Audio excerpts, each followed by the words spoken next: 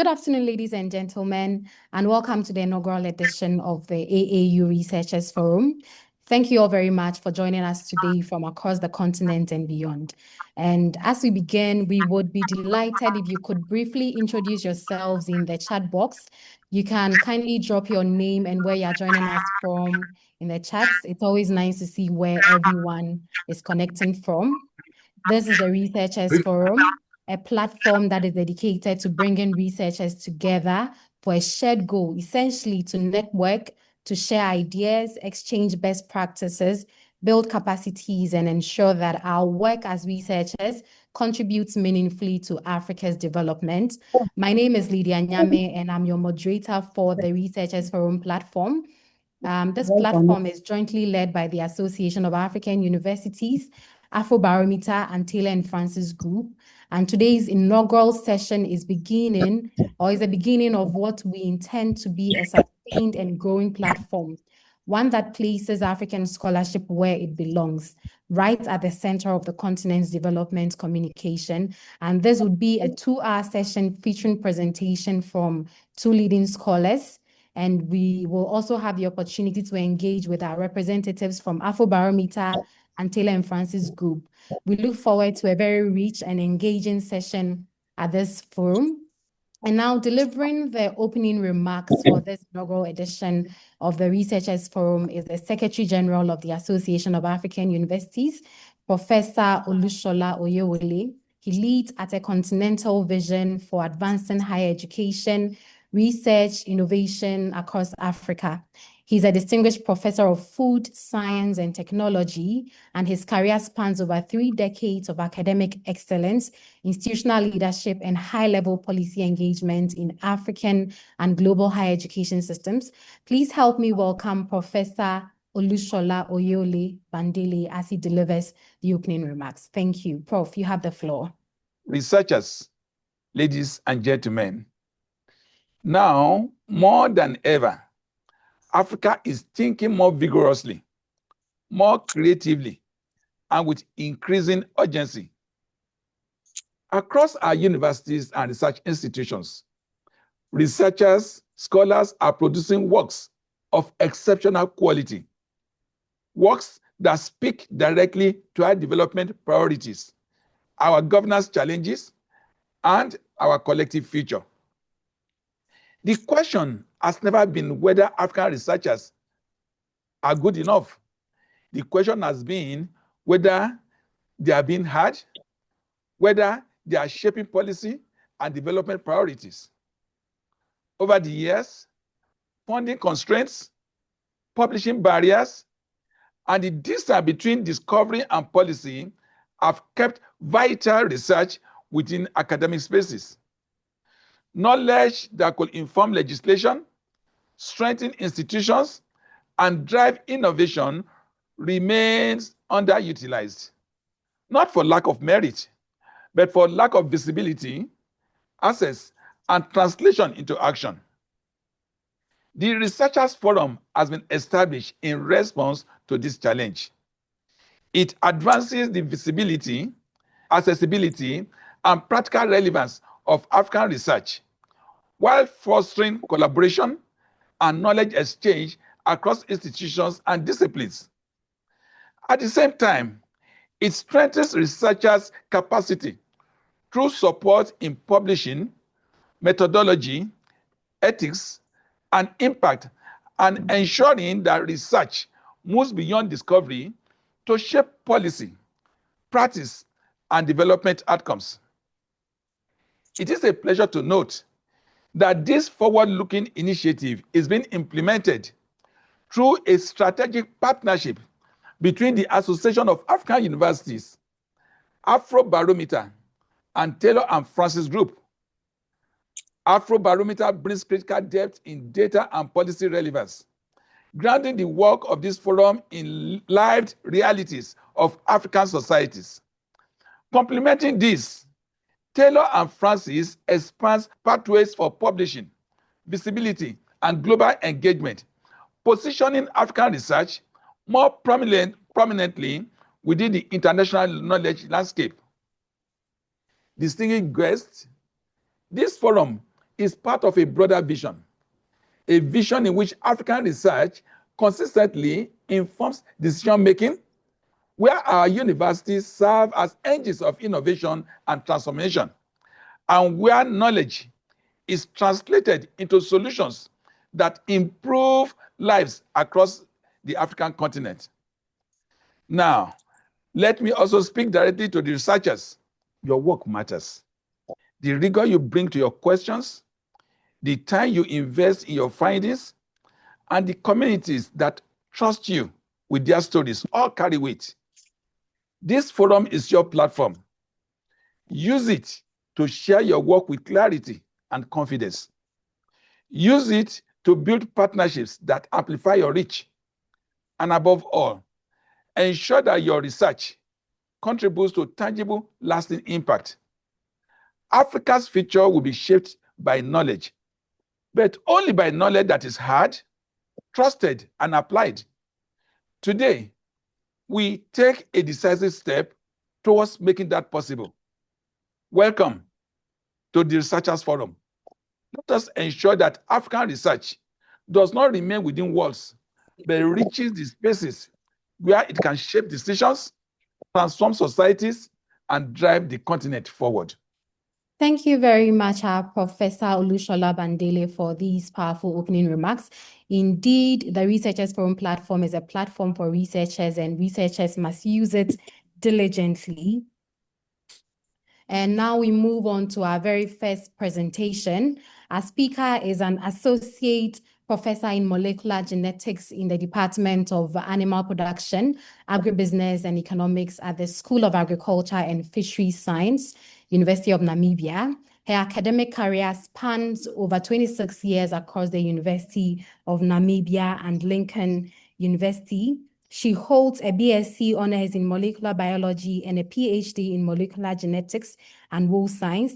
She has served as Deputy Dean of the Faculty of Agriculture and Natural Resources at UNAM from 2016 to 2021, and as head of the Department of Animal Production, Agribusiness and Economics from 2021 to 2025, with over 40 publications and presentations at national and international conferences.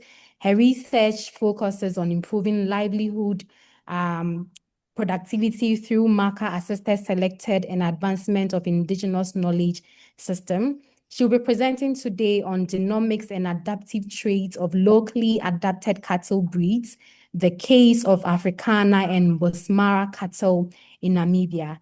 Ladies and gentlemen, please join me in welcoming Professor Theophilene Amusheji.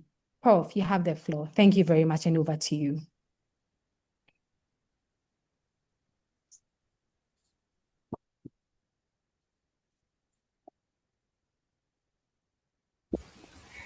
Thank you very much, Madam Moderator, Ms. Lindia Nyame. I'm just trying now to share my, my presentation. Okay, Prof. Please feel free. Okay, thank you.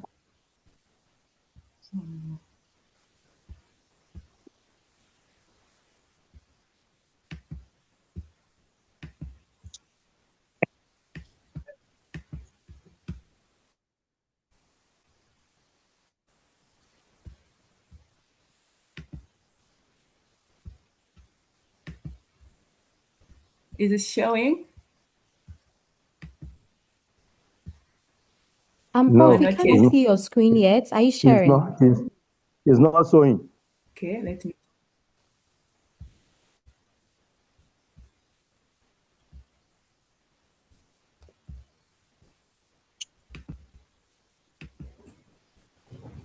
Prof, can you hear me? Could you confirm if you can hear me?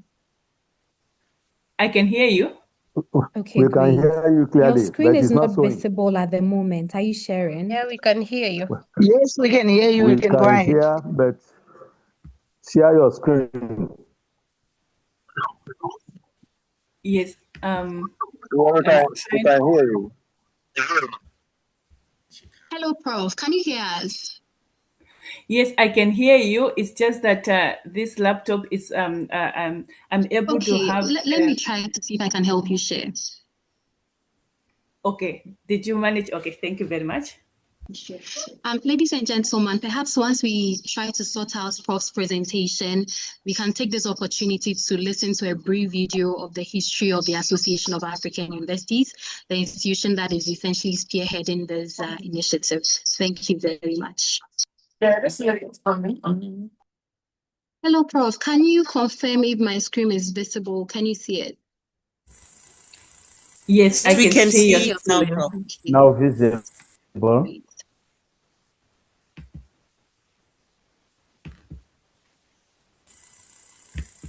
Can you put in presentation mode? Thank you.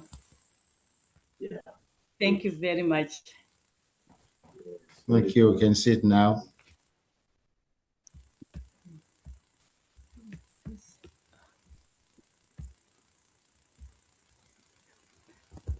Thank you again,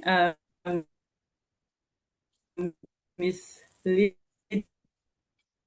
Nyame.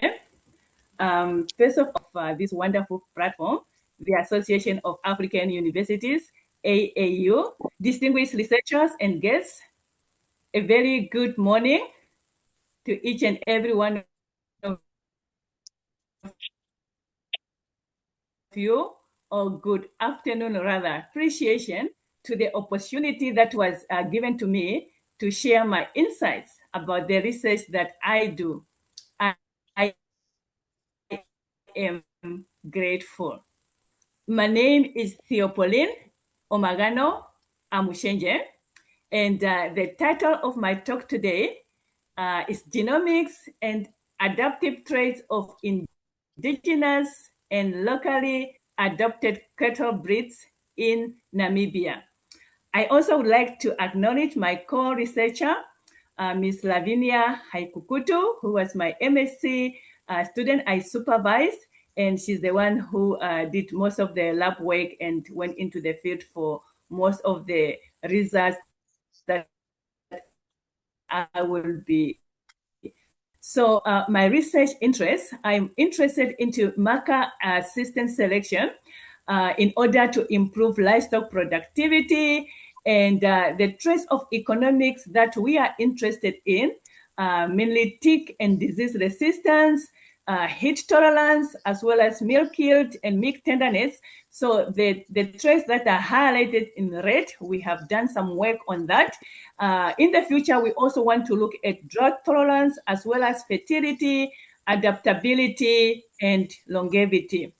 And I'm also interested in characterization of indigenous and locally adapted livestock breeds and conservation of their genetic diversity, as well as integration of indigenous knowledge system with modern livestock health practices or ethno-veterinary medicine.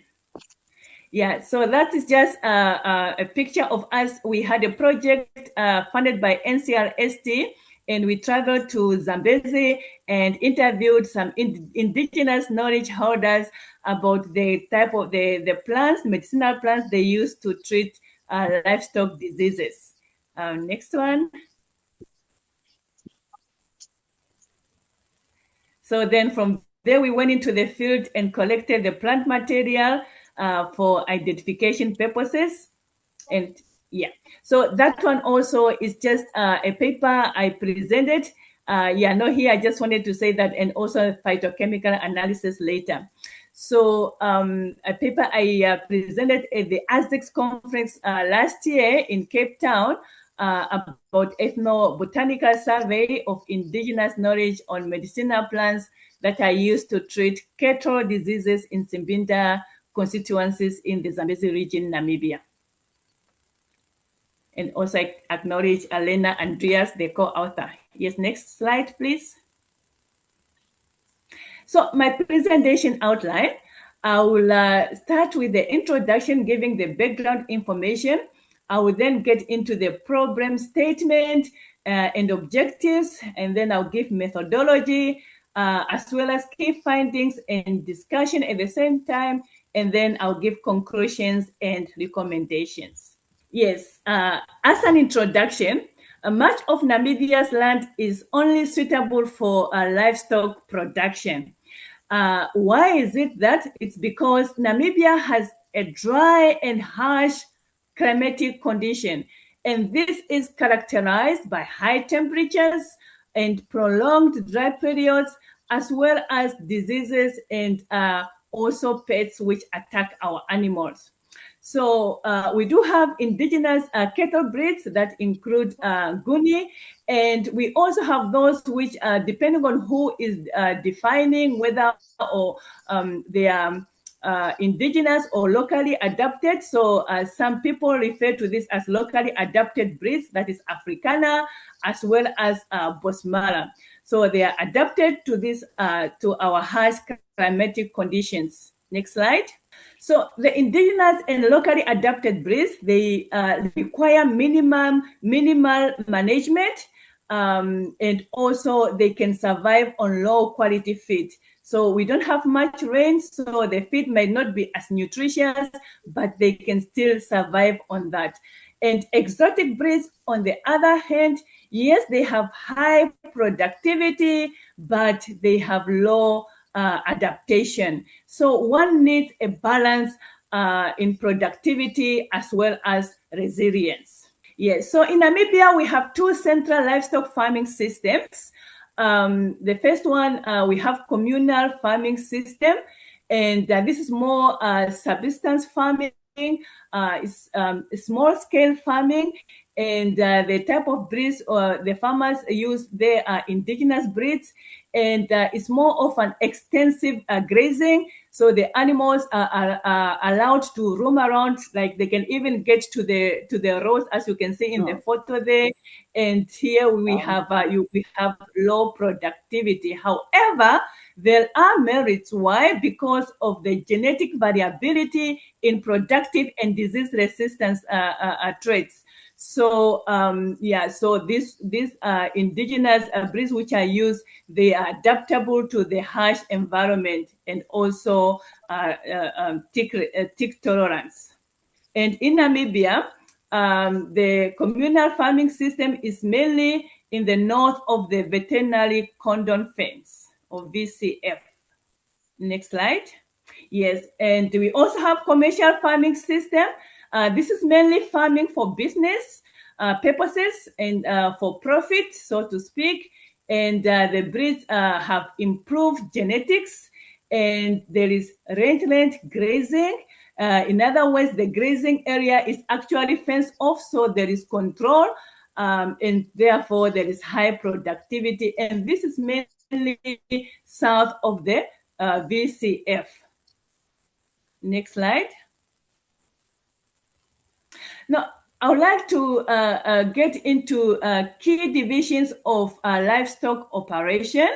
I'm going to mention 6. So this a key division of a livestock operation. We have phenotype.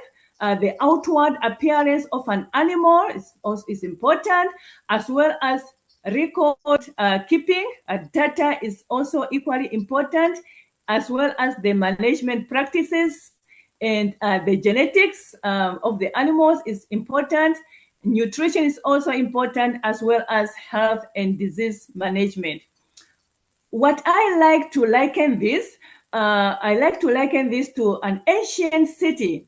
Many years ago, an ancient city would have an emperor, and there would be gates around the city. And at each gate, there would be a gate guard. Now, the gate guard had to make sure that even if there's an enemy trying to come and attack the city, they would be on guard to make sure that nothing happens. But maybe if one of the guards fell asleep and the enemy finds it breaks the door, then if one door breaks down, the whole city would have collapsed. Similarly, the key divisions of a livestock operation, these are like an ecosystem. So if one division breaks, profitability would fall. So in other words, nutrition is important, as well as genetics and others. Now, my specialty is just in molecular genetics. Nonetheless, all the 6 units are equally important. And this just makes us realize how small we are. We are only one part of the equation, and we need one another. An animal nutritionist would need somebody who's an expert into animal health and vice versa. So we need each other. Next slide. So I'm getting into the breeding goals. So it's important to determine breeding goals, and this would differ from one industry to another, whether you are into dairy or beef or wool production. There are what I refer to as important animal traits, and fertility is usually on top of my list, as well as longevity, how long the animal stays on the farm. That's also a key trait, as well as adaptability and efficiency. And then also these other traits like growth rate, disease resistance, and others, they are important. But really, balance is the key. And we have to be cognizant of the fact that some traits are actually antagonistic to others. So we also have to put that into consideration. Next slide. So beef production in Namibia plays a very, very important role in the Namibian economy. And Namibia has exports, is one of the few countries in Africa with export status to the lucrative world markets. We have been exporting beef for many years to the EU, and those have also opened up to export to China, and we also export to South Africa and also in the US. Yeah, so on this slide, I'm just showing the cattle breeds which I'll be talking in my presentation. On the left, we have I'm showing the Nguni, and then in the middle, Afrikaner cattle, and to my right, Bosmara cattle. I'm saying that there is a need to explore the potential of indigenous and locally adapted breeds by investigating their genetic diversity. So Nguni being indigenous and the other two being locally adapted. And we targeted the major histocompatibility complex, or MHC gene, which mediates immune responses. Okay, so the bovine MHC is called bovine leukocyte antigen, or in short, BOLA, and it's found on chromosome 23. And the BOLA DRB 3.2 region has been associated with tick and tick-borne disease resistance by quite a number of authors. So the problem statement, despite their ecological and economic importance, indigenous and locally adapted livestock breeds in Namibia are poorly characterized, unfortunately, and they are underutilized and inadequately conserved. And this leads to genetic erosion, loss of adaptive traits, and reduced resilience to climate change. So there is also limited integration of molecular genetics and genomics tools in conservation programs. Next slide.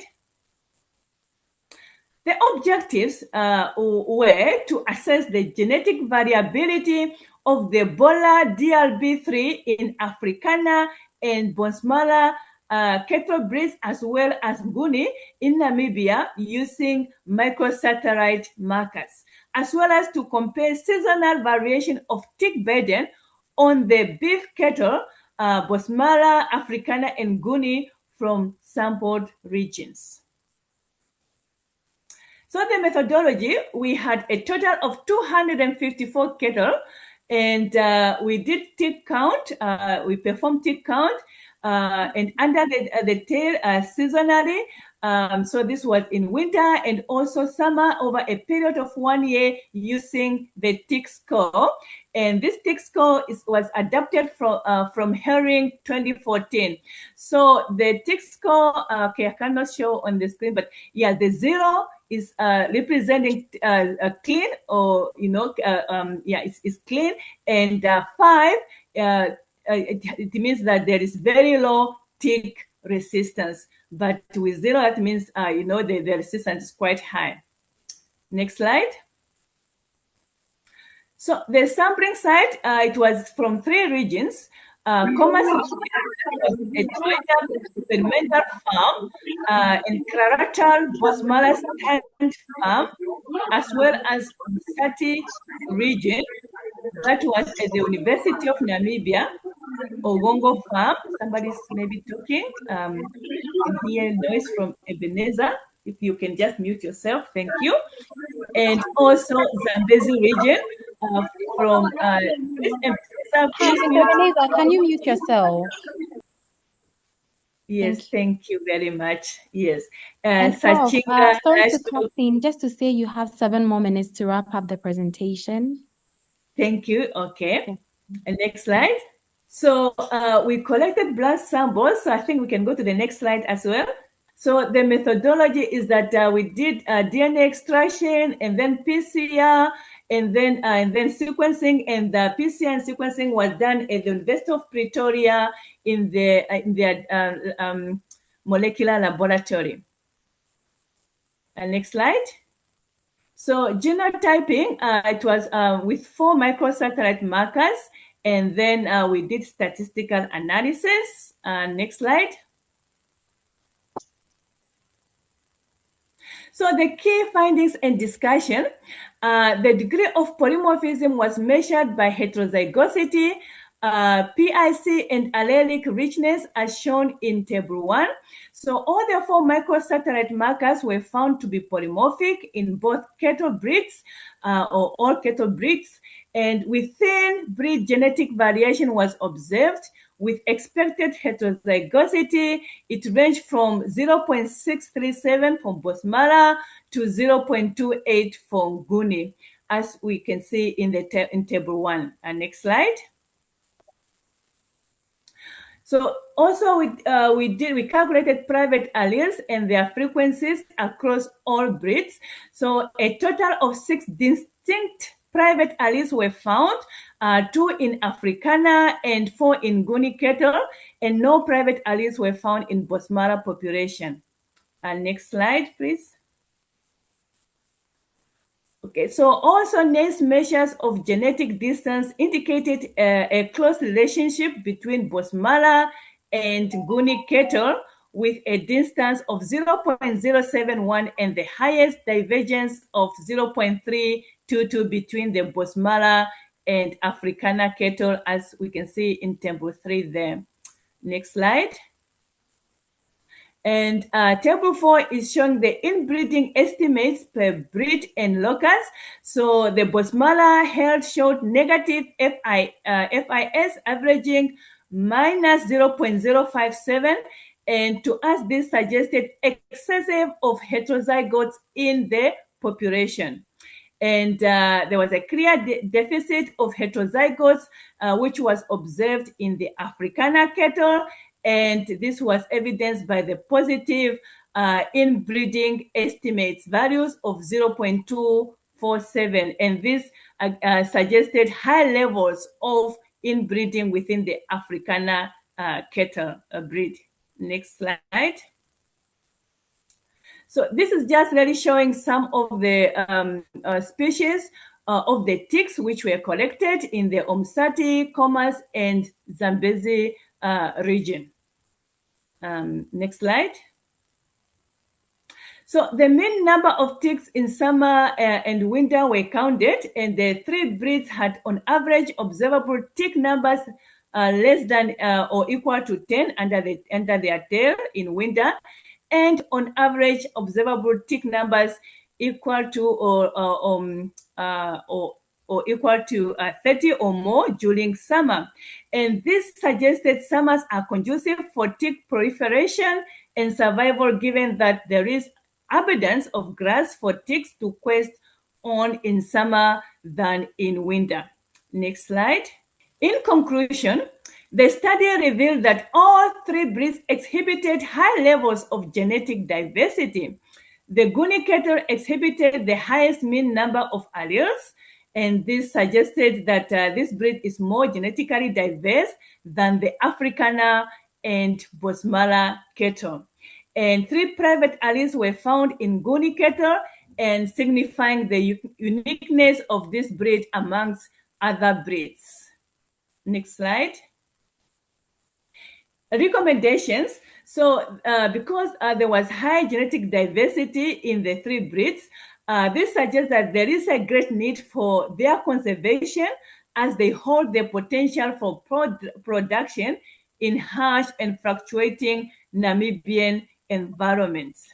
And also, because there was excessive inbreeding, which was detected in the Afrikaner breed, this suggests that there's a need for appropriate measures to be taken to avoid the negative effects of inbreeding. Next slide. It will also be worthwhile to assess the genetic diversity of more Afrikaner and Bosmara heads from different localities than the regions which were sampled. And it is also recommended that further study is performed to find out if all Afrikaner populations are at risk of inbreeding as observed in the study.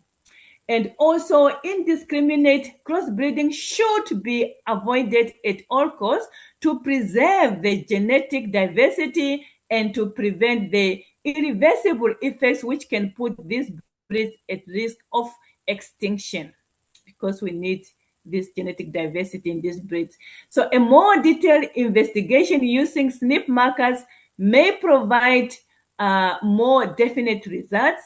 And overall, this study provides results that can be useful in breeding strategies for parasite and disease resistance. So further research on the association of genetic diversity with disease resistance or tolerance is recommended. Next slide. And I thank you all. Thank you for listening. Thank you very much, Prof. Yeah, thank you very much for this very insightful presentation. This has been very, very engaging. Just a few questions from my end, and then we would also give our audience some chance to also bring in some questions. But from my end, so this program or this initiative is really focusing on how we can translate research into solving real-world problems. And in your presentation, your findings sort of highlight strong genetic diversity and tick resistance in locally adapted breeds. Now, what I want to find out is how can these insights be translated into policies or breeding programs that can actually reach smallholder farmers?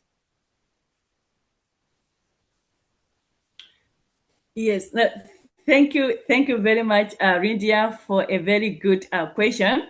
Yes, this is very, very important study, and it's very important that we engage policymakers, our governments. And I think what is important is when we go to our governments or to the police, those who make policies, we don't actually go with the scientific paper. So the next step is actually to put this into a layman's language so that we can actually pass it on to our government so that these findings can actually, be, it can be implemented, especially with the Afrikaner breeds, because we are found inbreeding, or there's a suggestion that there could be inbreeding in this cattle breed. Thank you. Thank you very much. Prof, I also want to find out if this research has been published or are there plans to publish it? Okay, yeah, thank you very much again for that question. Some of the study have been, some of the results has been published, but not all of it. So the plans are, we are currently writing our paper so that we can actually publish what just presented. But we presented it was at a Reforum conference, I believe it was in Ghana, where we gave a presentation. I'm the one who attended, and I gave a talk on this, or a presentation, but we don't have a paper which has been published. Yes. Okay, thank you very much. Now, as part of our partners for this program, we have our partners from Taylor and Francis joining. So perhaps once they have the platform, you can have that engagement. But my final question is, what kind of support or partnership would be most important to you at this stage of your work? Could be from policymakers, research institutions, development partners. Essentially, what kind of partnerships do you think would be most useful for you at this stage of your research process? Oh yeah, thank you again. Thank you very much again for that very important question. Oh wow, we need support. We need support funding so that in partnership, so that we can partner with those who are interested in this kind of study. It's always better when you collaborate and you do research and you publish papers, not only us from the Department of Animal Production, but with researchers from other institutions and other countries, and also would like to get support, with the publication and funding, and just get maybe, because sometimes it's not easy to really actually publish in those good journals.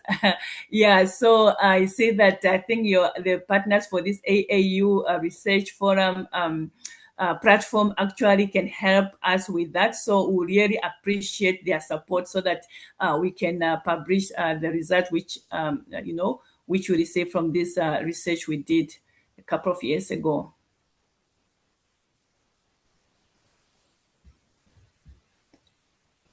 Thank you, Lydia. Great. We can open the floor for our audience for a few minutes. I see that some people have posted questions in the chat box. So if you have questions, perhaps you can take a few ones. So you can raise your hand. But I have one question here from Maria. She's asking, her question says, did you avoid keeping the animal for more than 2 years to prevent it from mating with their own daughter? So Prof, you can perhaps respond to that, but I think participants can also raise their hands. We'll help you unmute and you can ask your questions. Thank you. Jonathan. Oh, okay, should I answer that question? Lydia, can I come in and answer the question? Yes, please answer the question. Oh, okay. No, thank you very much again for the question. So if I understood the question very well, is that did we try to avoid, can we just repeat the question again, just to make sure I understand the question? Yes, Prof. So the question says, did you avoid keeping the animal for more than 2 years to prevent it from mating with their own daughters? Oh, okay. As I indicated, we sampled 3 regions. One of them was Comas region, and that was the Karatal Bosmara Stand Farm, and also the Noidam Experimental Farm. So actually, what we did, we actually went to these farms to sample. So we are not the one who keep the animal, and then the other one, the Sachinga Livestock Development Center. So I believe there was, so because I'm not able to really clarify on that because it was not at our farm. We had to go to other farms to actually sample and to collect the blood samples. Unmute me. Okay, so we have the first hand, I think, from Mr. Eltony. So you have the floor. You are being unmuted. You can proceed. Thank you.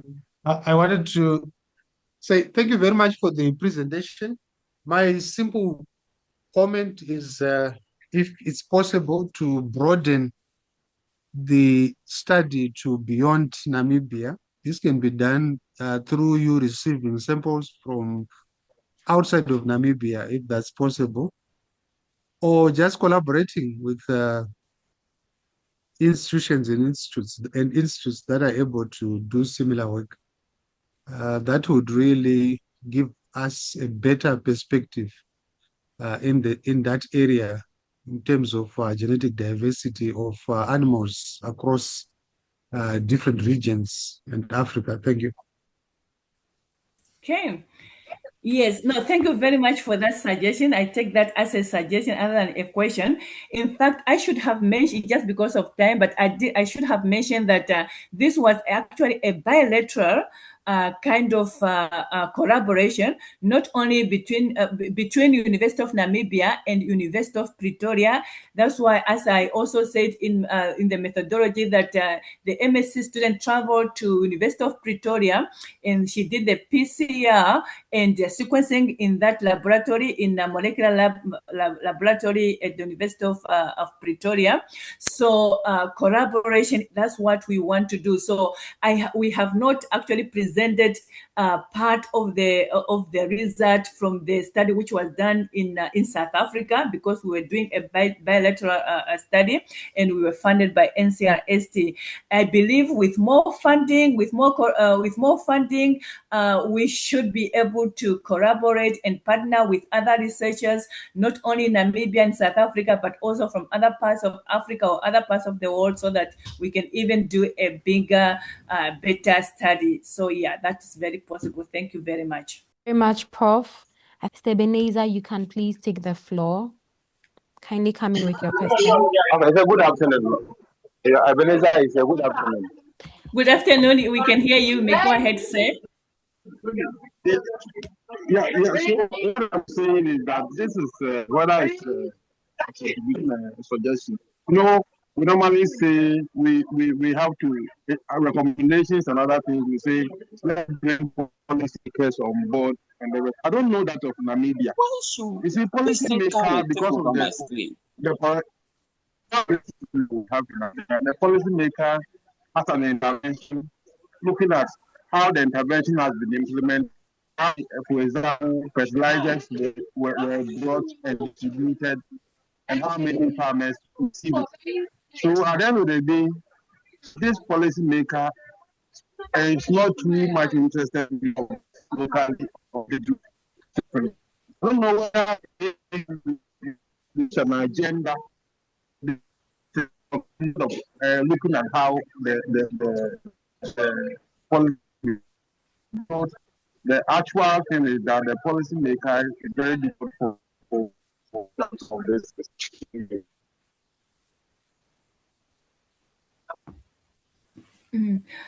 Yeah, thank you, Ebenezer, for your question. Except that I think there was a background noise as you were talking, so I was not able to pick up really what you were asking or commenting on.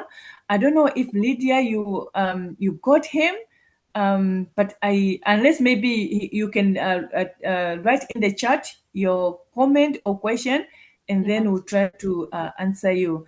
Otherwise, I did not get your comment or your question. Yeah, Apologies for that. Prof, it's actually the same for me. I was struggling to hear him. So if you could kindly type in your question in the chat box. So perhaps we can move to the next person, Mr. Denise. But I think after him, we can take 2 more questions, and then we'll hand over to our partners to also come in. Good afternoon, everyone. Can you hear me? Yes, good afternoon. We can hear you. Okay. Thank you very much, Professor Amshenje. I had the pleasure of meeting you in Botswana. We talked a bit at the Reform conference, and I was very glad with the presentation because I can relate to it. I'm also in cattle production, especially dealing with indigenous cattle breeds. My research was actually in South Africa with the Nguni cattle, so I could actually relate with what you were saying. But then my challenge now is, whilst the indigenous cattle breeds have got desirable traits, as far as the current phenomenon of climate change relating to heat tolerance, disease resistance, and also looking at the research that was done on the Nguni, in the Nguni research group that I was in, we found that the Nguni also has desirable meat characteristics. So the challenge now is the Nguni, like you indicated, is kept under the smallholder systems where there is very little control in terms of mating systems. Animals just roam around within the communities, with the risk that you've just highlighted now, with high inbreeding being currently present in the groups of animals that you studied. How can we harness this potential in our indigenous breeds and make them still remain under this production systems of the smallholder farmers? Because that's where they are most valuable. But then also ensuring that we minimize high inbreeding. What would be your recommendations for policy regarding this setup or scenario? Thank you. Okay. No, thank you very much for that very good question. What I would recommend is that the policymakers need to come in and to support smallholder or farmers within the communal areas. And now the challenge which you're actually highlighting is actually bigger, because we are talking about communal farming system. Because in the commercial farming system, you are able to actually fence off the grazing area, and so there is control. You are able actually to, there's control. So the mating you can control, so you can avoid inbreeding and so on. So you can actually put a bull with certain cows, and then you can do the control yourself of the mating. So so perhaps if the governments, our governments can support the smallholder farmers, so that there are government farms whereby these indigenous cattle breeds, they are kept, and there is also the grazing area is also fenced off, so that we can have controlled breeding programs, so that so that we don't just have the cattle breeds just roaming around and going to the roads and so on. So that is also one of the ways where the government can support. And what we also need to do is to improve the genetics, because in the commercial farming system, these breeds, they breed with improved genetics. And I believe, I'm of the opinion that it's very, very, very possible for us to improve the genetics of our indigenous and locally adapted breeds. So we can use genomics. We can actually try to use the genetic markers which have been developed in other countries. And I know somebody's already saying, but that is very, very expensive. Yes, it's expensive, but with the support of our governments, we can actually do this on the farmers, the smallholder farmers. They cannot do it, but with the support of the industry, not only the government, but we partner, we collaborate, the support also from the industry, then we should be able to then preserve what belongs to us, because these indigenous breeds, they have these good genes, these traits, adaptive traits. They have been in our environment for many, many years, and they have been able to now adapt to their environment. So we cannot just continue saying that no, they have low productivity and so on, but we can improve on their productivity. We can do something, we can improve the genetics, and then we feed them accordingly. With that, I believe we should be able to actually succeed. I thank you. Thank you very much, Prof. I think now we have the question from Mr. Paul, so I am reading it out. The question says, what are the genetic differences between indigenous and introduced cattle breeds in Namibia, and how these impact their suitability for local farming system? And the second question says, will different sampling location present variation in the results? Thank you. Let me start with the second question. Yes, you actually, when you go to different regions that actually have, there will be diversity. So the answer to the second question is yes, it would. And with regards to the first question, well, as I explained already, that the exotic breeds which have been introduced, this one have high productivity, whether the meat, they are tender, they grow faster, and so on. But unfortunately, they are not so much locally adapted. They are not adapted well to the environment, whether it is to the disease resistance or ticks or like you have to feed them the grass which is quality, but the other one, the indigenous one, even if the grass is not that good, even if it's just poor poor quality, they can still live on that one because they have been adapted to be able to actually, they have been feeding that for many years. And the country is dry, hot temperatures, very, very high temperatures. So they are adapted to those harsh conditions. I'm referring now to the indigenous and the locally adapted. Thank you. Thank you very much, Prof. I think now we can hand over to our partners. So I'd like to bring in our partners from Afrobarometer and Taylor and Francis, but let's start with Afrobarometer. And they essentially have a vast collection of agriculture and environmental science books and journals that supports research visibility and knowledge dissemination in this field. And so it's my pleasure to invite Mr. Sam Nkosi of Taylor and Francis to share his thoughts with us.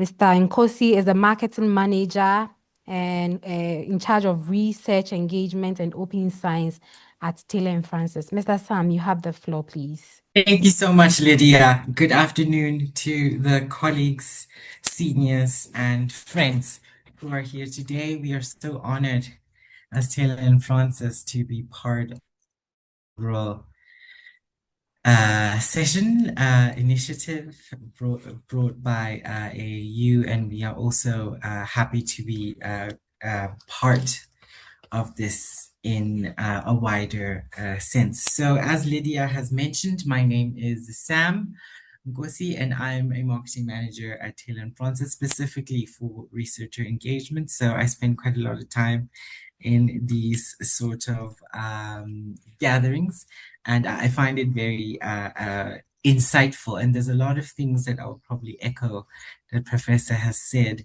earlier on.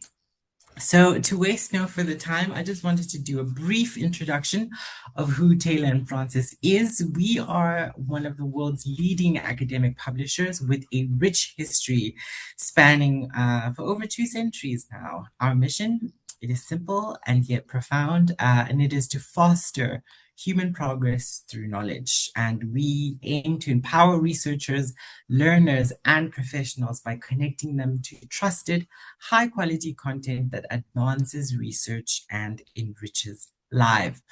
We are proud to publish over 2,700 journals and more than 180,000 book titles across diverse disciplines such as life science, agriculture, animal breeding, engineering, medicine, and healthcare. Some of our imprints that you might be familiar with include Routledge, CRC Press, F1000, and Dove Medical Press, each of them contributing to advancing knowledge. So just a little timeline on Taylor and Francis. We are committed to making open research and research in general accessible to all through flexible publishing models. So as much as we are champions of open research and advocates for it, we also have other publishing models such as pay to read, pay to publish, and of course, open research. We work with consortia and also individual institutions in this context. It would be with the South African Library Consortia, of which we have agreements with other consortia across Africa as well, to give access to vital knowledge to go beyond these journal pages and into real life and policy and government decision making. Now, to cover what I was invited for, and as I mentioned, it will be an echo of the message that the Secretary General of AAU and Professor before me has mentioned. There has been an increase in tracking how research influences policy documents, moving beyond traditional academic citations to measure societal impact and the return on research investment. So the shift has been accelerated by funders, institutions like the Wellcome Trust and Science for Africa, who really want to see their funding, as I mentioned, move beyond the traditional bubbles of academia and publishing and really change the lives of people. And this shift is accelerated by the need to demonstrate the real world value of funded projects, which involves tracking policy citations to see how research can change legislations, guidelines, and parliamentary debates. So we used Overturn Index, the world's largest database of policy documents, and analyzed more than 12 million documents published between 2015 and 2025. Springer and other publishers also ventured into this. So in 2021, Taylor and Francis has signed a Sustainable Development Goals Publishers Compact. As I've mentioned, other publishers have also hopped on to this initiative. And this is a pledge that features 10 action points to accelerate progress towards sustainable development goals by 2030. And this is an affirmation of our ongoing commitment to sustainable practices and to champion SDGs during the UN debate of action, which took place in 2020 to 2030.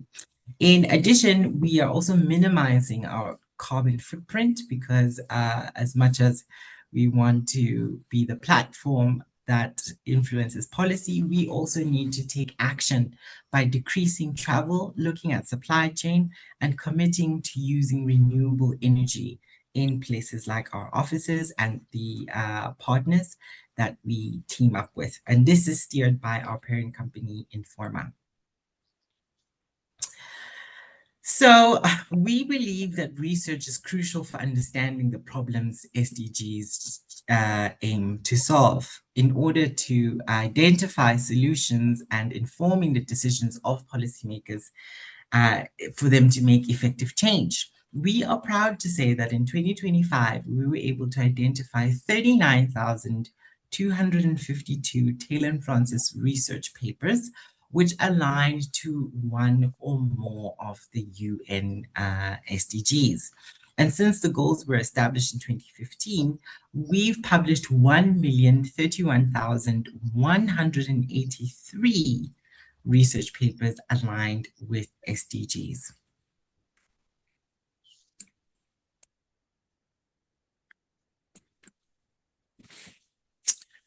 So in 2019, Taylor and Francis introduced a new Sustainable Development Goals online platform, and this features an online library of over 12,000 articles and chapters covering some of the world's biggest ongoing challenges, as well as a selection of materials to help lecturers teach sustainability and enhance student satisfaction with their institutions. This initiative provides a platform in which to engage higher education students, their tutors, and the researchers in their universities in learning about and addressing the issues set out by the 17 SDGs. Developed alongside the various UN bodies, SDGO provides an interdisciplinary collection of digital content, including Taylor and Francis books and journals across all disciplines, themed around the SDGs, as well as teaching and learning material that teachers and lecturers can use as teaching guides and lesson plans. So I'm just going to play a video if my internet allows me. Mr. Nkosi, can you hear me? Yes, I can hear you. Okay, great. Thank you very much for the presentation. But just to say that you have a few minutes to wrap up. Okay, thank you. Thank you. So the key message that I'd like to leave you with the little time that I have is that 78% of research cited in SDGs policies includes authors only in countries from the global north. As the Secretary General has mentioned, African research has been the narrative, but we have not been the narrator. And this is visible in this data that we see on the screen, that our research and our voices are not influencing policy and governmental decision as much as it should be. So the studies shows that only 3% of global research output is from Africa, and this signifies the imbalance of knowledge from this region. And another thing that I'd also like to mention is the investment in research and development has shown to be much lower compared to the global north, which is something in reality is expected considering the social economical challenges that we face. And with there's always a dawn and there's always hope. And these are a few examples that I found that have published through Taylor and Francis, where Global South research have directly influenced recent policy documents. I think the most popular one will probably be the sugar tax policy that has been implemented, I believe, if not last year, the year before, which impacted the food industry significantly. There is also an importance for us to look at a regional perspective, and who better to look to than the African Union. So initiated by African leaders, African Union's Agenda 2063 is a Pan-Africanism and African Renaissance strategy and blueprint to transform the continent into a global powerhouse. Under the African Union agenda, there's also the STISA 2034, which really looks at a call to action and measurable outcomes. And another thing that I wanted to express is that these frameworks and these measurable outcomes complement the sustainable development goals. So this is just to highlight some of the goals under STISA. And I think I'll leave this for lastly, is that as publishers, we are transitioning from being vendors of information to strategic partners in the African Union's decade of acceleration. The framework outlines how publishers can integrate the African research ecosystem to achieve the moonshots of Agenda 2063 and the industrialization goals of STISA 2034. This allows researchers to publish open access without individual article processing charges, ensuring African-led research such as the UFS toxicological findings recently that has been making headlines is immediately available to policymakers and the public. Thank you very much.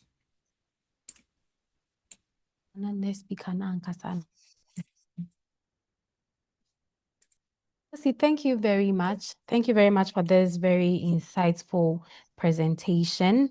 I think at this point, we can take some remarks from our colleagues from Afrobarometer. And so, Mr. Kamal, if you are here, kindly give us some remarks. But it will be very helpful if the remarks is in relation to the presentation of Professor Theophylline. Her research will be very good briefly, and then we can proceed to our next presenter. So Doc, if you're on the line, you can start sharing your screen while our colleague from Afrobarometer takes over to share his comments on Prof's research work. Thank you. Thank you so much, Lydia, and thank you so much, Prof. It was a very insightful presentation, and I'll like to maybe provide a brief, I didn't prepare a presentation, but I'd like to maybe provide a brief introduction of what Afrobarometer is for the colleagues that are not aware of Afrobarometer. So we are basically a research network that collects public opinion data. So we collect data from citizens. We basically poll citizens across Africa and conduct nationally representative surveys where we can generalize our findings from our nationally representative samples to the population. So given that our focus is on, the citizen level, um, most of our use usually comes from the, social sciences. Given that this topic is, in the natural sciences, um, our use is a little bit limited, but we do have a module on climate change. So I'd entreat you to visit our website and go to our online data analysis tool and have a look at some of our questions on the environment and climate change.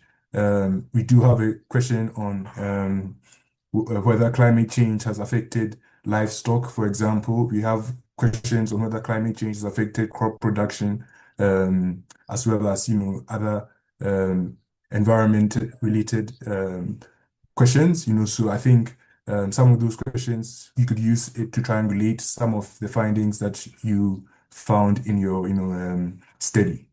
So I'd like to leave my contribution there, and yeah, hopefully throughout this forum, for those of you who are not familiar with Afrobarometer data, you get familiar. Thank you. Okay, thank you very much. Prof. Theophilene, is there any question you have for our colleague from Afrobarometer? We can just take one question and we'll proceed. And Dr. Shivot, can you kindly can you show your screen while this engagement happens?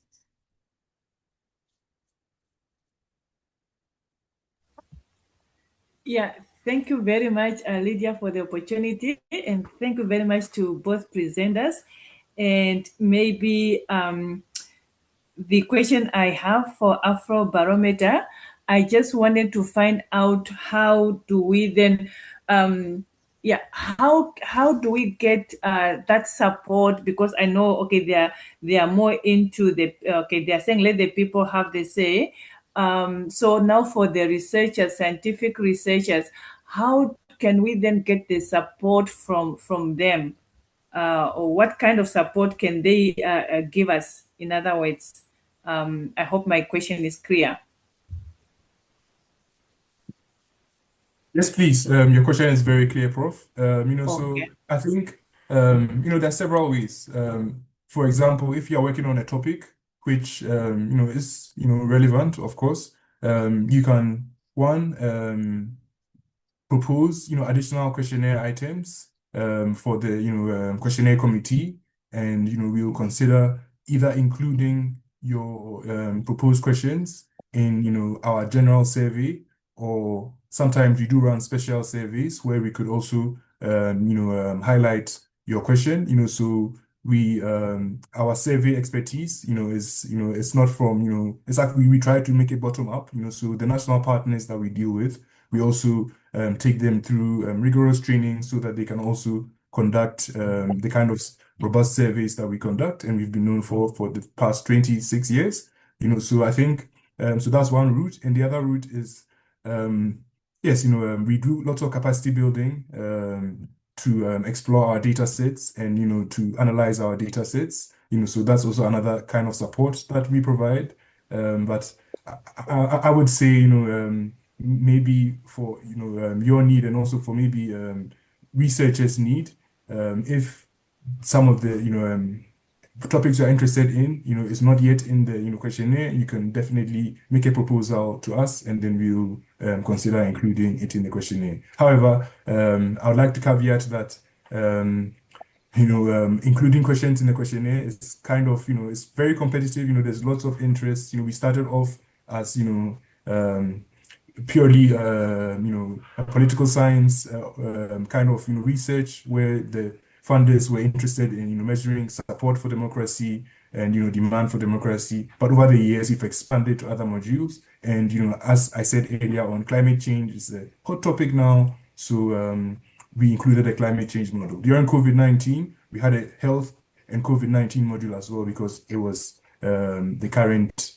topic that everybody was trying to research. So I hope that answers your question, Prof. Yes, no, thank you very much. Thank you very much. It answers my question. Yes, I'm particularly also I'm glad with regards to capacity development, which is available. So thank you very much. All right, thank you very much. We'll move on to the next session, and our second presenter is Dr. Fimanike Shivot. She's a research fellow in food science, biotechnology, and molecular biology at the International University of Management. She brings over 20 years of experience in plant biotechnology, genetics, and breeding, with a research focus on advancing sustainable agricultural solutions through scientific innovation. And beyond her research, Dr. Shivot is actively involved in community training projects, supporting knowledge transfer and capacity building in agricultural practices. Please help me welcome Dr. Shivot. Doc, you have the floor, please. Kindly share your screen if you can hear us. Yes, I can hear you. Good afternoon, Lydia. Good afternoon, Prof. Good afternoon, Doc. Thank you very much for joining us. Could you kindly share your screen? You have the floor for the next 20 minutes to present. I thought I have shared the screen. I don't know what happened, but let me do it again. Okay, please. Are you sure you're not seeing the screen shared? No, please, we cannot. You can take this opportunity to look at a short video of the Association of African Universities, a video highlighting our history and how far we have come. The 1960s was not only a watershed, but also a vital historical landmark in Africa's struggle and search for modern identity. It was a period that most colonial territories achieved or were about to achieve political independence, and also the beginning of the so-called development decade, when African countries immediately found themselves drawn into the vortex of international conferences of varying motivation, rationality, and utility, ostensibly designed not only to analyze but also to prescribe solutions to their problems.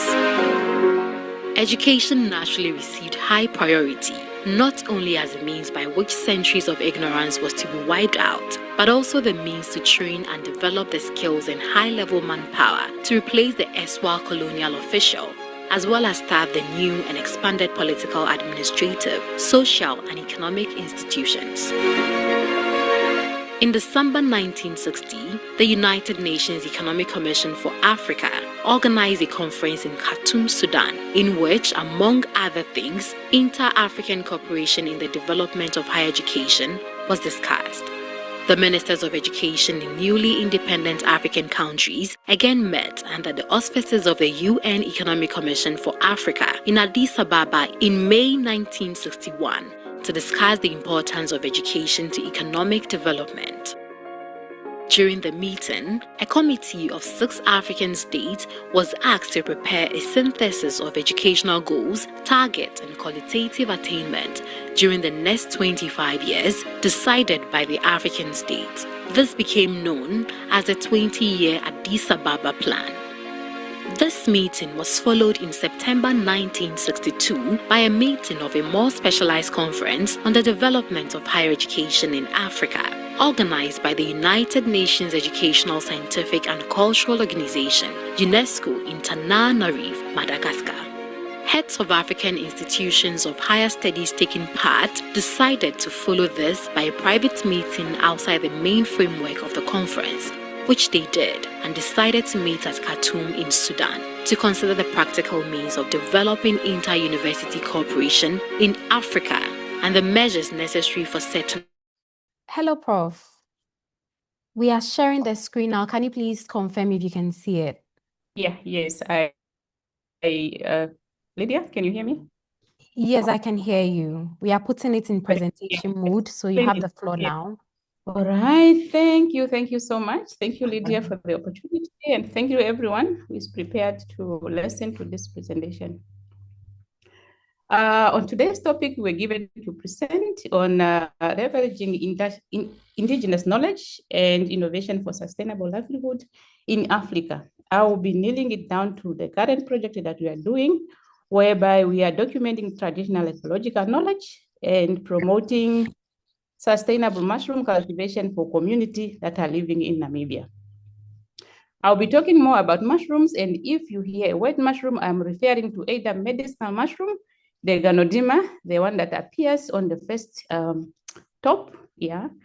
And I will also speak about oyster mushroom, the down picture. My name is Fimanikeni Chibute.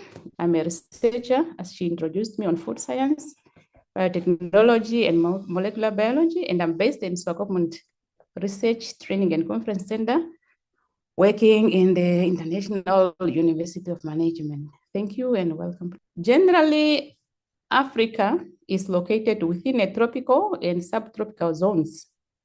And Namibia, being an African country, we in arid with variable and climate stressed. And we are one of the most driest countries in sub-Saharan Africa, with the highest variable and unpredictable rainfall that ranges a maximum of 600 millimeter per year. We are visited by frequent droughts. We have got high evaporation rate. And Namibia is classified as arid, semi-arid with desert. So we have Namibia and Kalahari Desert. And we also have 60% of our land is savanna, and woodland represents 20%, mainly the southern part of Namibia. So the background of IKS, Indigenous Knowledge System, is supported. It has supporting actually the livelihood across many African communities. This system are deeply rooted in local cultures, in traditions, and also in environmental interactions. So we have an increasing climate variability. We have a problem with economic pressure and also globalization that is always threatening traditional practices. Therefore, there is a growing recognition of the need to integrate indigenous knowledge with modern innovation so that we have sustainable development.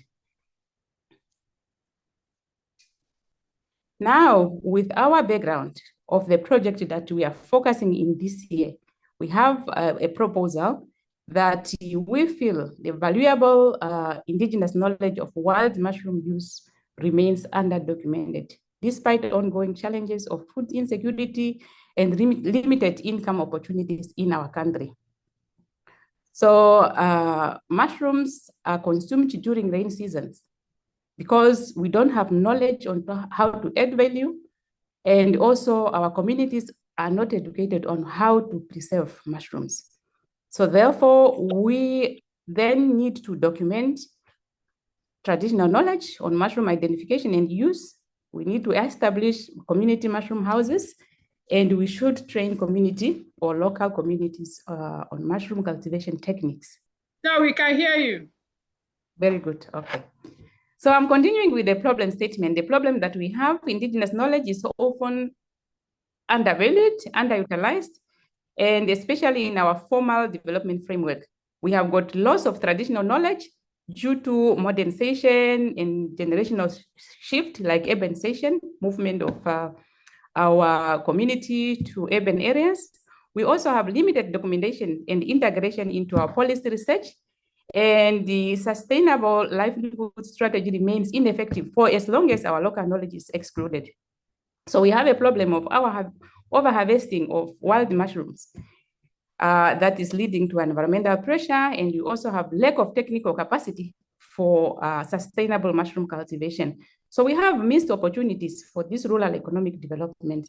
So the main objective of our research is to explore how indigenous knowledge and innovation can support sustainable livelihood through mushroom cultivation, specifically in Namibia. So our specific objectives are then we need to document traditional ecological knowledge related to wild mushrooms. Wild mushroom, remember, I'm talking about the edible ones and health, the medicinal mushrooms like Ganodermas. So we also have objective to assess the current mushroom harvesting and the usage practices. We need to evaluate potential for sustainable mushroom cultivation and also identify opportunities, if there is any, for integration or integrating our scientific and indigenous knowledge, if they can work together, and also knowledge empowerment, because we need to empower our community so that we create employment and contribute toward food security of our country. So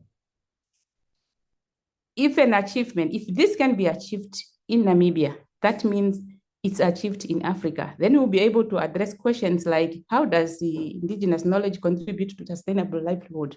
What are innovations that can complement indigenous system? And what are the barriers that are hindering the integration of indigenous knowledge into our formal frameworks? Those are the questions that we want to address. Now, we need to go into the field, and going into the field, we plan to have two approaches, research designs. We can do both qualitative and also a participatory approach. Study areas, we plan to go into about 3 regions of our country. Remember, our country has got 14 regions, but we are planning to start with 4 regions.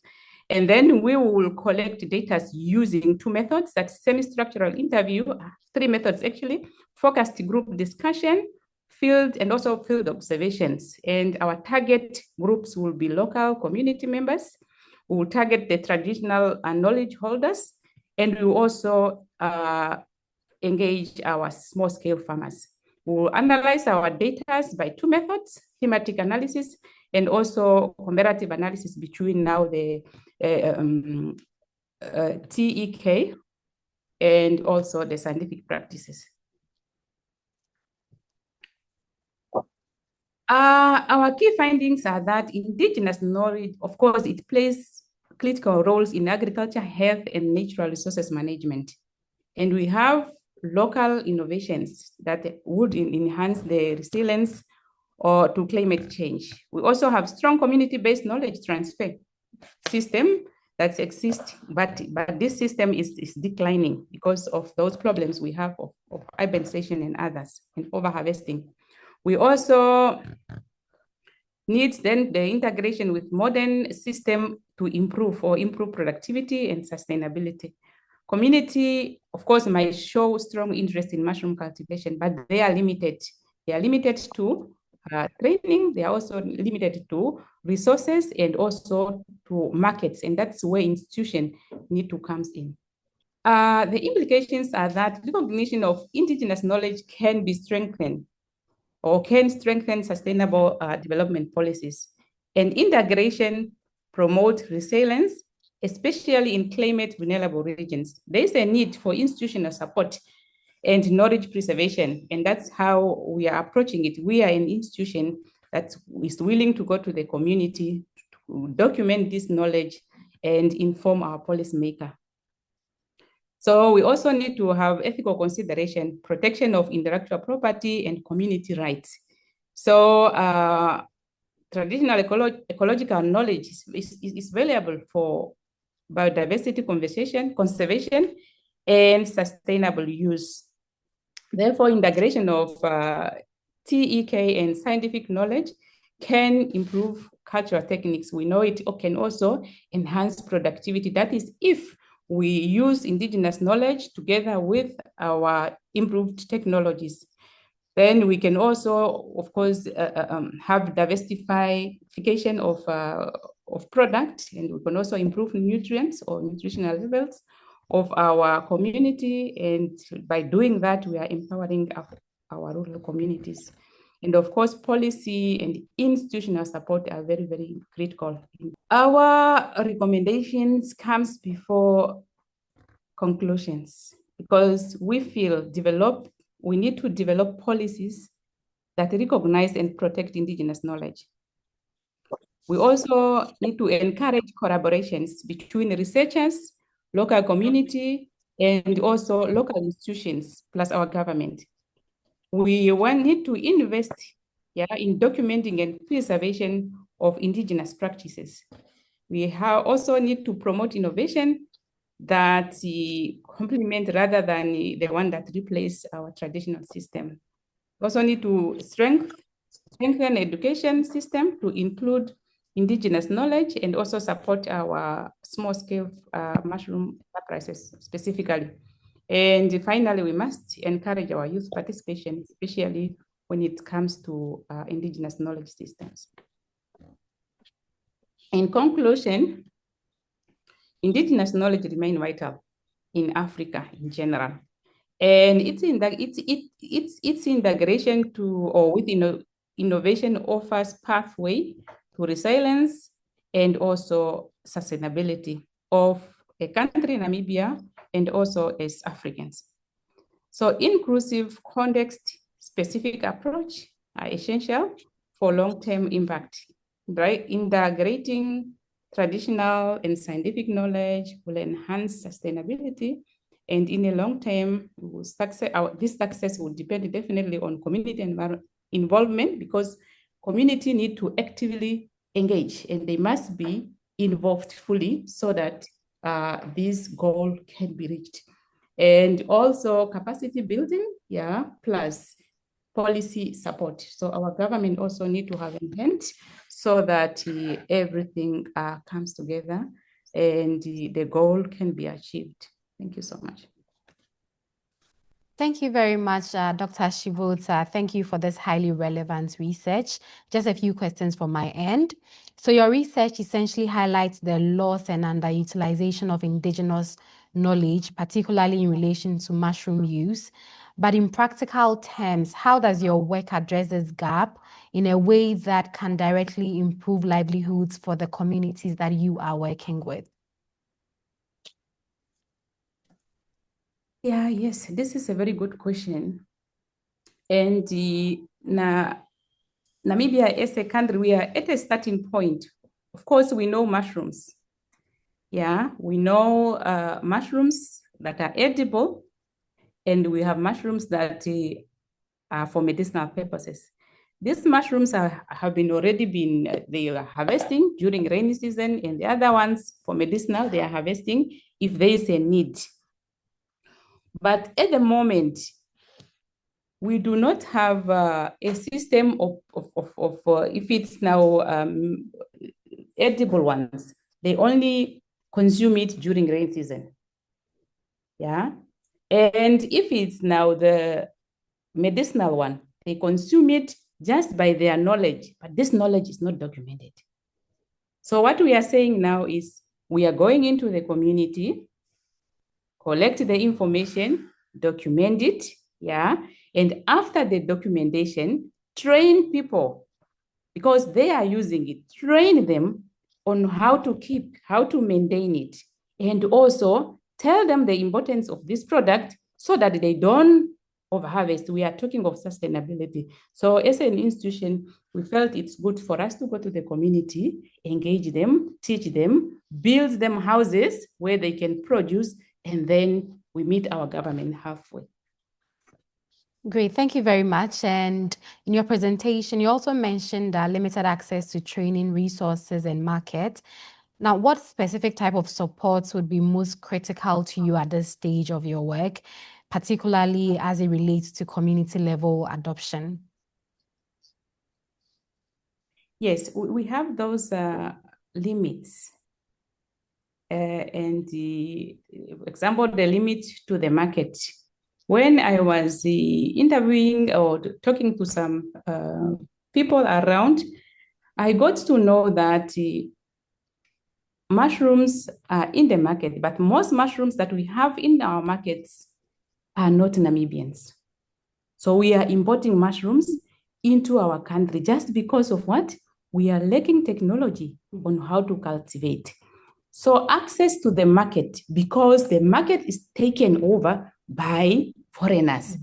So once we get enough product, train community, let them produce, bring the product away, and we move the imports, then accommodate what? We need to accommodate our local producers. So that is the strategy. Okay, thank you very much. Now, this is a forum of researchers, and so at this point, we'll open the floor for a few people who have any recommendations or questions pertaining to your presentation. You can kindly have the floor. So if you have any questions, please raise your hands and we will help unmute you.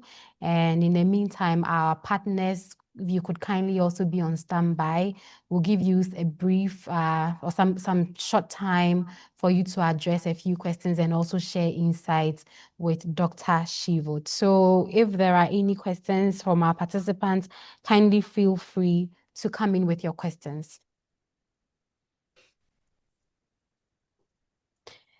Okay, so we have the first hand up from Bright. Please, we are muting you. Come out your question.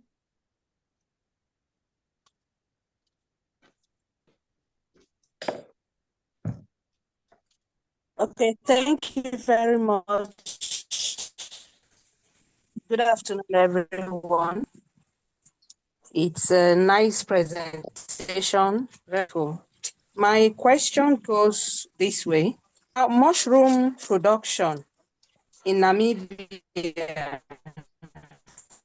from the presentation is threatened by so the edible mushroom only during rainy. I want to ask, place any put in place, ensure these mushrooms be edible round the clock all year round. Because I'm here in Nigeria, I have a family that deals on that's why it's really interesting to me. And I think the technology is not that much. Is what they use is rice husk and sawdust to produce their mushroom. So is there any other technology or any modalities that Namibia, either local producers or governments, have put in place to ensure these products? Well, maybe we may have lost Doc, but while we try to get her on the call, we have some very amazing comments in the chat box. So we encourage everyone to go into the chat box. For example, we have someone saying that they can provide from scratch platforms to researchers in Europe from Africa. And so if African universities want to publish in papers, please contact them. They've let their email addresses. There are also other researchers who are expressing interest in various research areas. And so all researchers are encouraged to kindly go into the chat box and let's see how best we can collaborate all to the benefit of Africa. Dr. Shivot, can you confirm if you can hear us? Yeah, sorry, Lydia. There was a network issue, I think, but I am back. Can you hear me? Yes, please, I can. I can. Bryce, can you kindly repeat your question? I think Doc lost her internet for a moment. So if you could kindly repeat your question briefly. Yes, please. Okay, thank you very much. Thank you, Doc. I actually commended you for a very insightful presentation.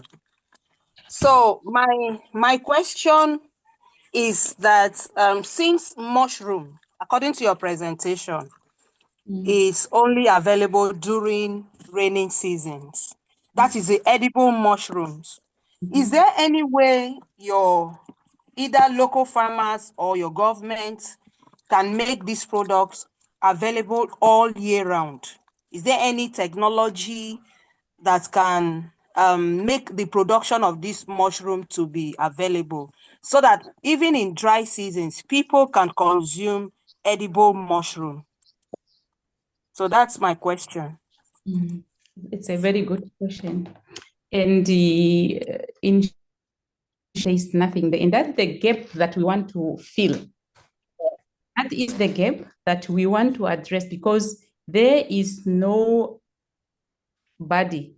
We do not have a body and there is no preservation measure. There is no value addition measure that can allow us to eat these mushrooms throughout the year. So we do not have. That's why we want to start with training people. First, we must educate them. First, we go try to ask if they know mushrooms and if they know that it can be cultivated. Once we get that they know and they got the techniques, then that's when now we can engage value addition and preservation. And that's the goal. That is where we want to go. Thank you so much for the question. But in terms of medicinal mushrooms also. We have them in the wilds. Some of them are not being utilized at all. But we know other countries are making, for example, tea out of Ganoderma mushrooms. Some of them are making coffee, yeah, and immune booster capsules from the Ganoderma mushrooms. But us in Namibia, we are not yet there. And that's where we are now. Our purpose, our goal is to get both of our mushrooms, be it medicinal mushroom, we process it, add value, or if it's now the edible one, we must also cultivate, preserve, and add value and consume mushrooms year round throughout. Great. Thank you very much, Doc. Before we come to the next person, I'd like to read out a few questions in the chat box. So we have some questions from Professor Adewale Obadino. And his first question says, how can indigenous knowledge about mushrooms be incorporated in formal education systems? Doc, over to you. How can? What is the question again? Sorry, Lydia. How can indigenous knowledge about mushrooms be incorporated into formal education systems? I still did not hear the question. Sorry. Are you saying how can indigenous knowledge about mushrooms be incorporated into formal education systems? That's the question, please.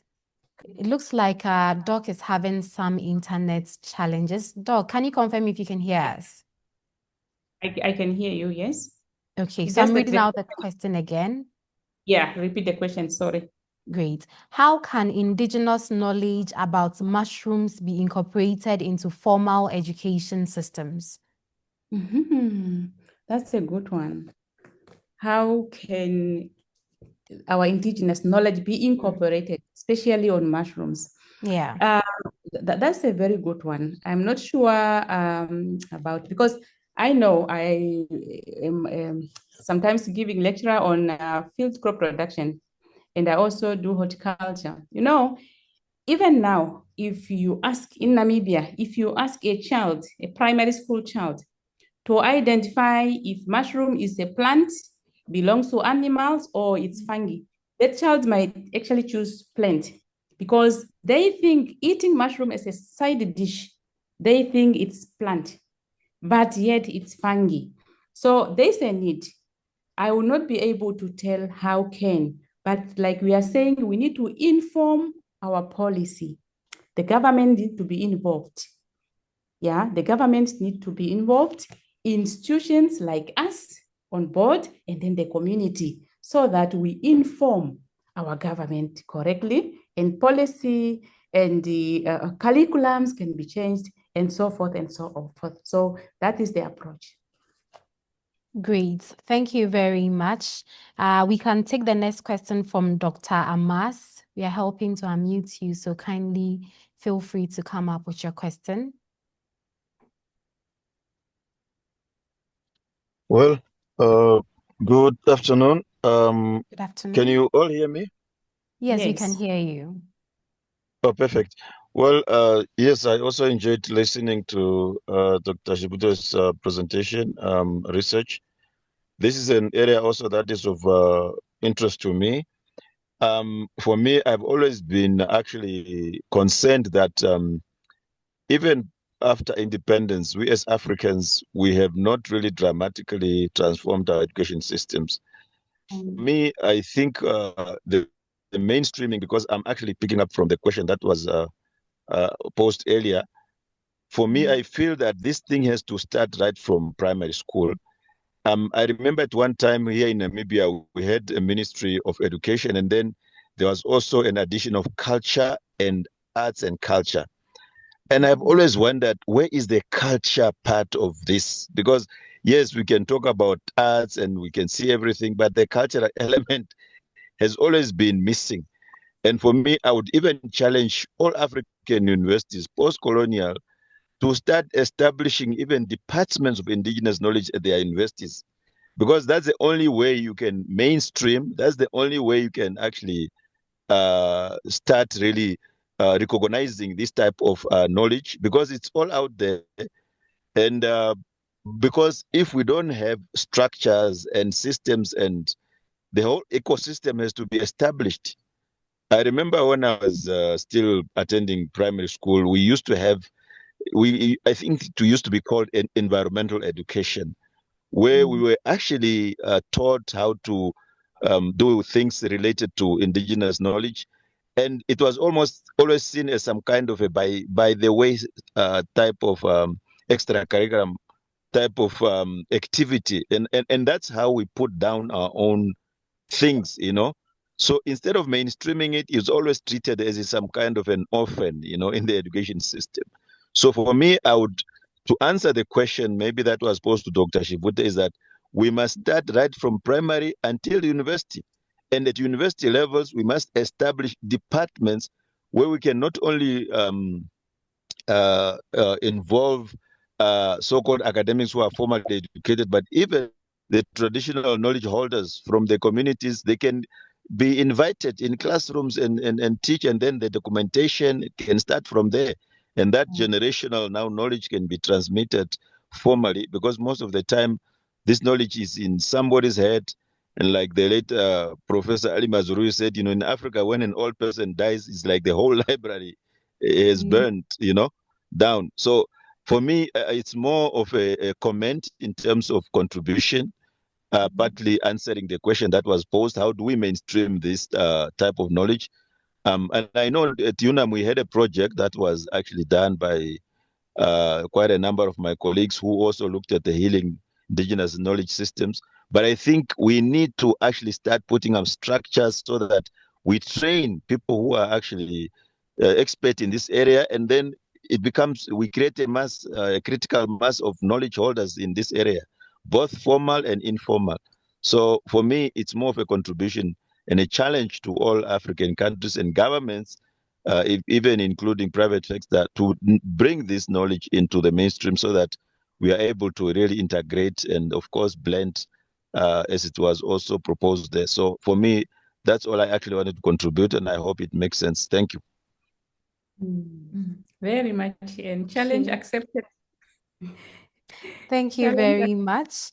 There's a very interesting question here in the comments section, so I would read it out, and then after which I would hand over to our partners from Afrobarometer and Taylor and Francis to share insight relating to your research. So the question says, do you have plans to domesticate the production of these mushrooms to enable supply to the mainstream market? And another one says, is this project funded? Oh, very good. 2 questions. I wish there would be more, because now the questions are getting more interesting. The domesticating part, yes, we, like our Ganotima, the medicinal mushrooms, we were able to domesticate it.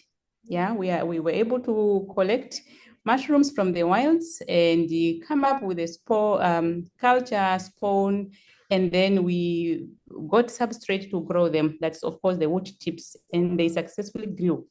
So there is domestication is being done. But on our normal, the one for the edible mushrooms for Namibia, until now we have tried, especially on the termitomyces. I am not sure if many people have succeeded, but that is the most mushrooms that is appearing that we have in Namibia. But up to now, we did not manage to domesticate termitomyces.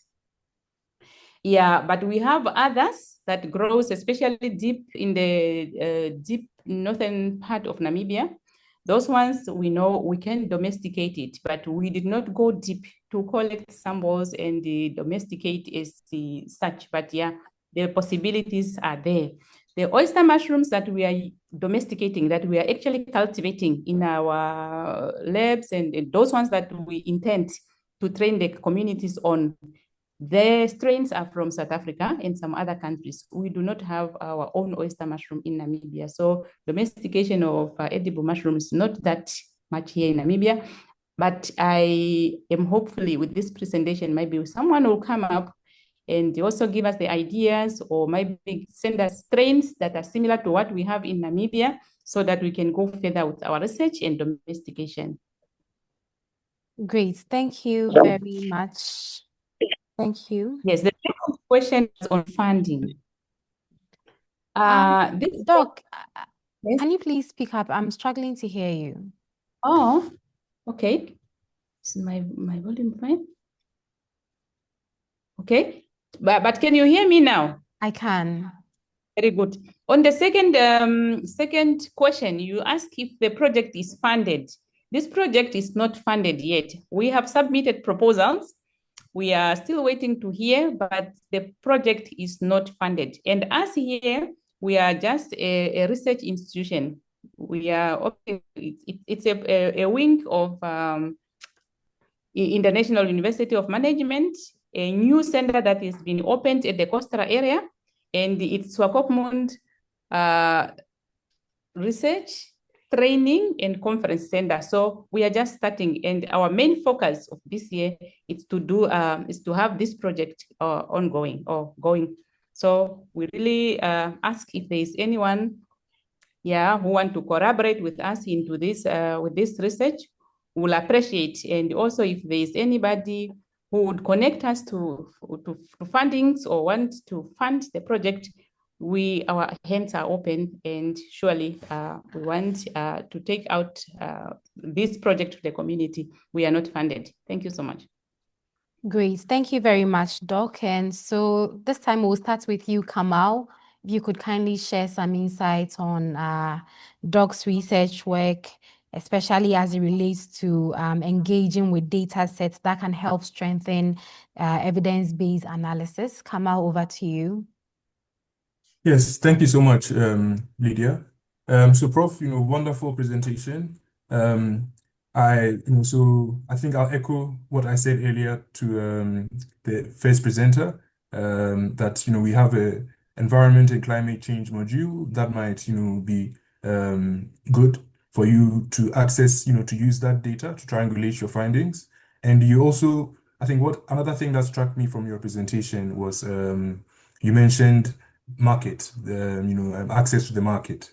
And, we do have some questions on, the, African continental free trade area and, like macro level trade agreements, obviously citizens' perceptions about those trade agreements, so I do think that that's also perhaps another entry point, which you could use to triangulate some of your research. So given that, I don't want to waste too much time, but like I think at some point during the through the course of these research fora, we will walk you through our online data analysis tool, the Afrobarometer website, so that you can easily access our data using our online data analysis tool, or you could also just walk you through how to download our data so that you can analyze it with your preferred software. Thank you. Very good. Thank you so much. Thank you very much, Kamal. Let's come to you, Sam. Thank you, Lydia. I think something that kind of came to mind as the Dr. Fimakeni was speaking is that the importance of aligning your research with funder mandates can be very helpful. I know you said you're struggling with proposals, and so we work with certain institutions such as the Gates Foundation. And what came to mind first when you were going through your presentation was CGIAR.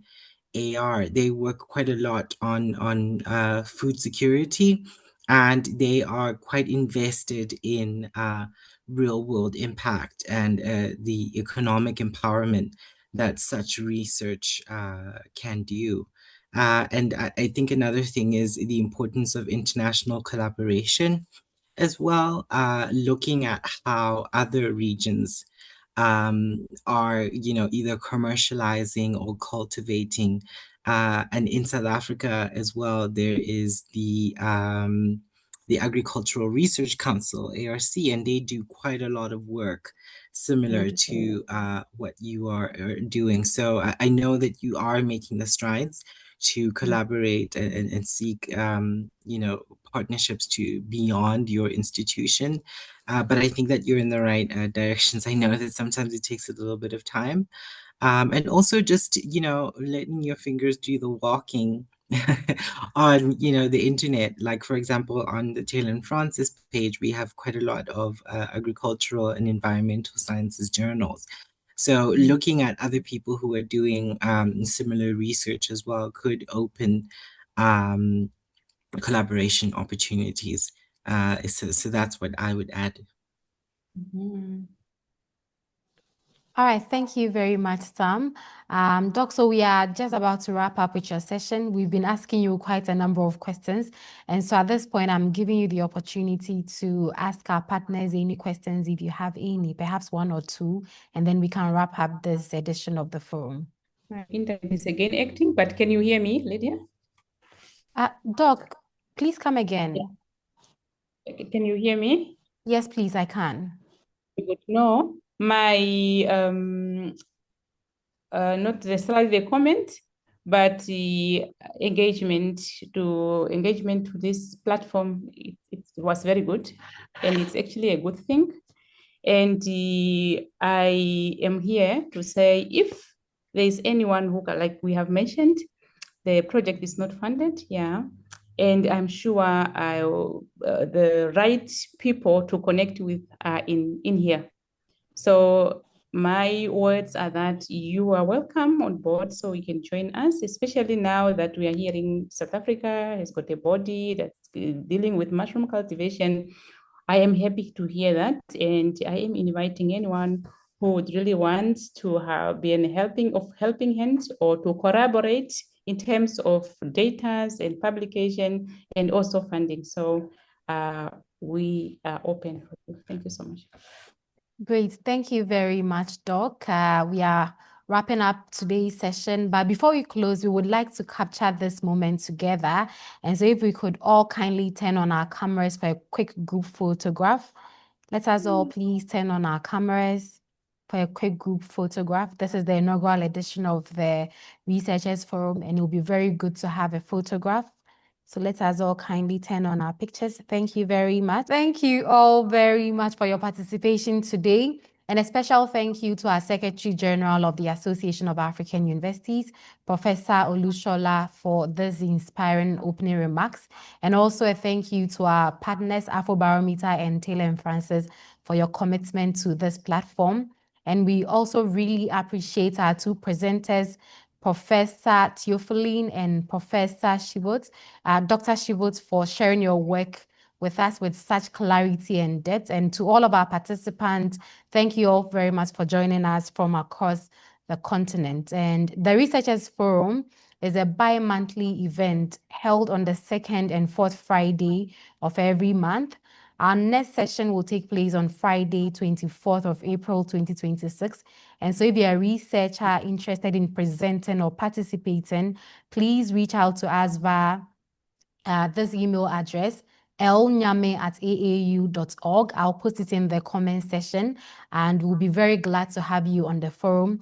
Thank you once again for joining us, and we look forward to seeing you at the next edition. Bye.